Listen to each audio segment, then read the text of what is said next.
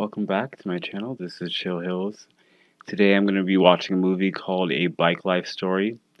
The description for the story is when Dre moves back to Philly from New Orleans, he must prove himself to the bike life culture to be accepted as a dirt bike rider of the streets, all while dealing with his single mother, con man boyfriend, and newfound love interest. In A Bike Life Story, all actors are real-life bike life riders. This is the most authentic bike life movie you will ever see. It's probably the only one you'll ever see. But without further ado, I'm going to watch this. So what I'm going to do is just dim the lights and then let's get into it. I stumbled upon this movie by chance while I was looking for biker boys, because I was actually just trying to find something that, had stunts, had some action, a little drama, some cuties, but instead I got this movie.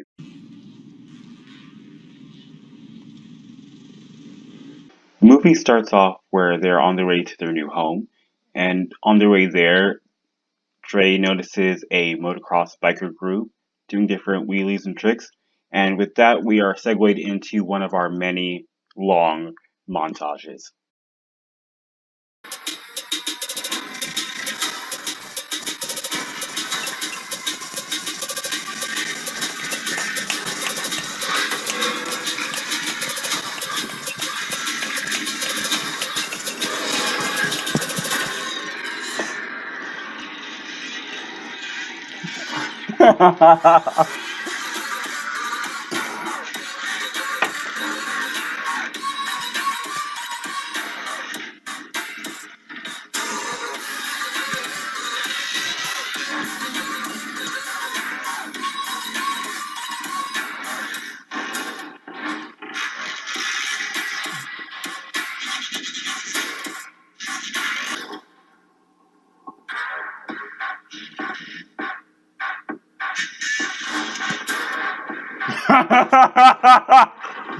Oh!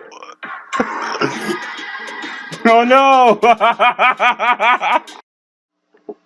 So the movie officially starts with Dre coming in, mean mugging as usual. He really embodies that teenage angst. Anyways, his mother asks her boyfriend when the landlord is arriving. He says the landlord has already left before igniting a match with Dre's dread. So, something I didn't even know that could happen. But the movie does need to convey some sort of tension to let you know that the boyfriend is an antagonist. He goes into his already furnished room to be a little more angsty again, knocking shit over.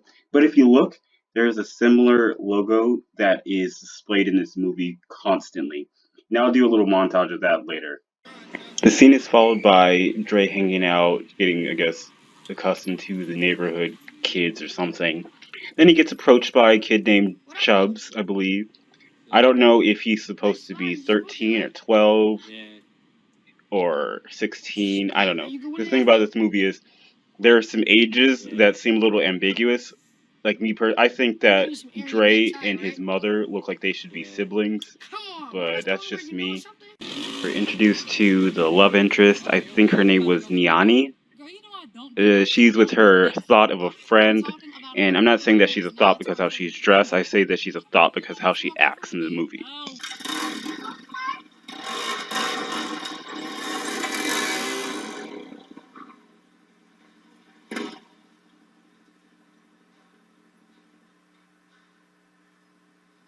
Dang, why you put them things at me like that? Yeah, bro, you tripping. You said you hit my bike.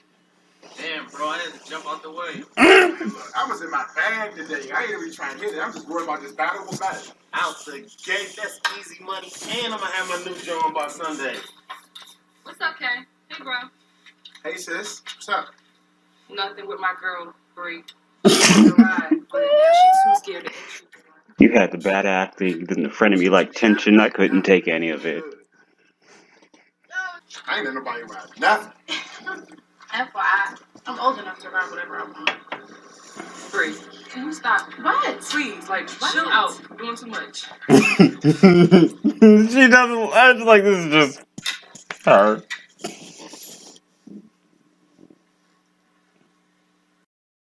The movie jumps back to Dre's mom and her boyfriend where they talk about bills and rent for Dre to come in and go. You real suspect, Lenny. You got rent money? Then Lenny's rebuttal is, well, where's your money? You got a car? You got anything to pay bills? He says, step off. I could get a job today. Ma, let me hold the van. Where she goes, nah, you got a bike. Use it. Once Dre leaves, Lenny talks about Dre almost being 18, trying to plant a seed of an idea to kick him out. A seed that never flourished, just to show what type of asshole we're dealing with. Instead of looking for a job, Dre goes with Chubbs to meet up with two members of the dirt bike clique, Kay and Polo. They don't talk about much besides the type of bike Dre wanted to get. I was starting to notice there was a trend in the storytelling and lost interest. And we're only 15 minutes into the movie. Can't wait. So glad you came over. Oh, hell. Again, we jump to a completely different scene where Lenny, the shady suspect that he is making dinner for another woman. What shocked me was not only the fact that he has his own place, but he also has a rotisserie, which isn't the most expensive, but he owns one. This chicken. Yeah, that's rotisserie. That's rotisserie. So what's for dessert? You? Of course, me. All you can eat. I'll drink to that.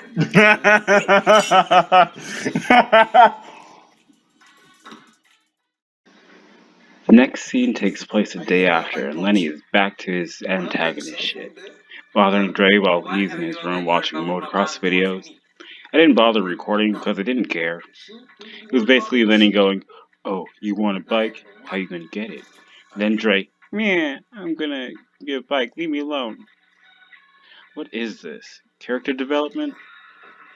Ugh, I'm just gonna streamline this to get through the boring, irrelevant bits.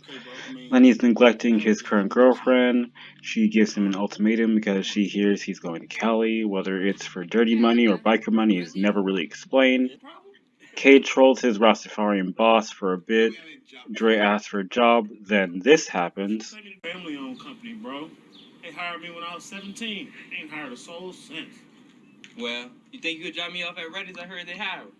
I'm hiring. You get the job? Yeah. You trying to turn him out? Nah, Dre, you and me. He don't Like need that what? type of job. Not at Polo Productions. Not in front. I ain't about that life anyway. Dre applies for a job at a diner Akila just so happens to work at. The cook is a douche. We are introduced to two characters who are pronounced dead in the direct scene after. Polo is with the chick he picked up while his friends who are now dead were alive. Kay asks if he was a part of that whole ordeal. Kay also asks about sponsorships, where Polo says dirt biking doesn't get sponsors, nor do sponsors come out to the hood. And cue the montage.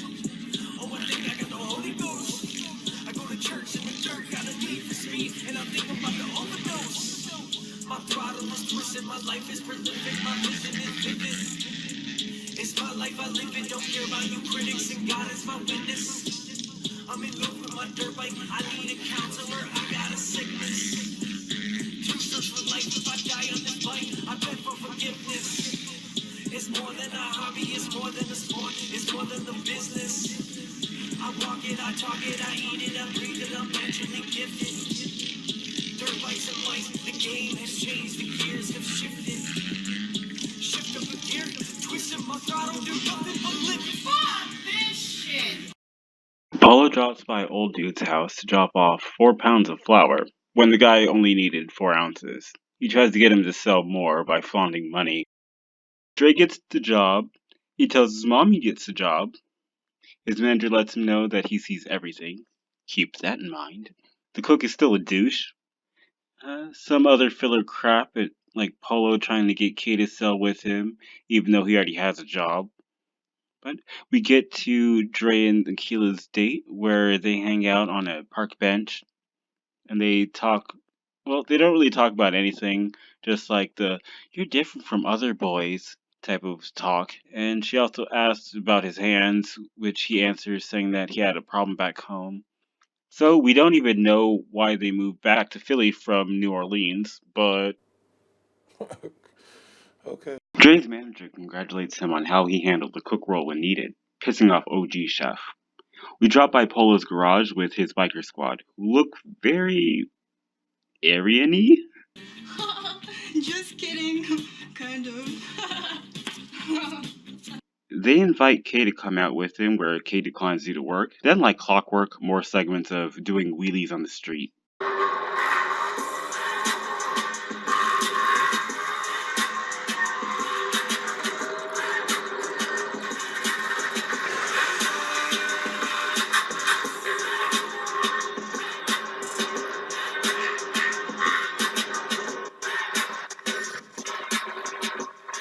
Polo with his main girl, Jazzy, where she drops a bomb of being pregnant with a little boy that she hopes won't be like his father.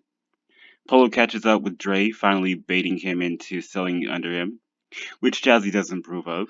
I guess the movie jumps to another day where they're having a conversation that is boring and has no impact on the story whatsoever, like 70% of the dialogue in this movie, anyways.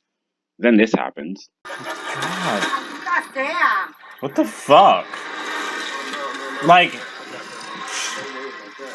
Everything Jeffrey does for me, I'll be damn that happy. I'm gonna take care of this. And I'm gonna deal with these knuckleheads. Thank you. Hey, yo, Mac, pull up, man. Mac about to get his ass checked real quick. Oh. Yo, man, Mac, what the hell is that, man? Chill, bro. I told you I got this under control. Man, I don't care how nice you think you is. I already told you we don't ride like that. Come on, Kay. My boy know what he's doing. You can go ahead and cut it, Chubbs. You already know the code. No pedestrians. Man, it ain't that serious, man. They just kids. Yeah, it ain't that serious now because they kids on pedal bikes. But by next week, they going to be 10 and 5th gear down the boulevard. Yeah, and? what? And they already look at us reckless. We ain't trying to add fuel to the fire. I didn't even think of it like that. You're right. God damn it, what? Dre impetuously begins to deal directly from his job. Is he selling at his job? What the flippin' flop? After a long day of selling, he goes home to count his daily earnings, with his bedroom door open. You couldn't shut your door? Like, Dre goes online. Dre gets carded his wild along with his lies regarding he shows Lenny comes in to antagonize him about where he got all his money. A fight. I bet your daddy real proud of you. I don't give a damn what my dad think about me. So I damn sure don't care what you think about me. I'm gonna just close this for you, drama queen.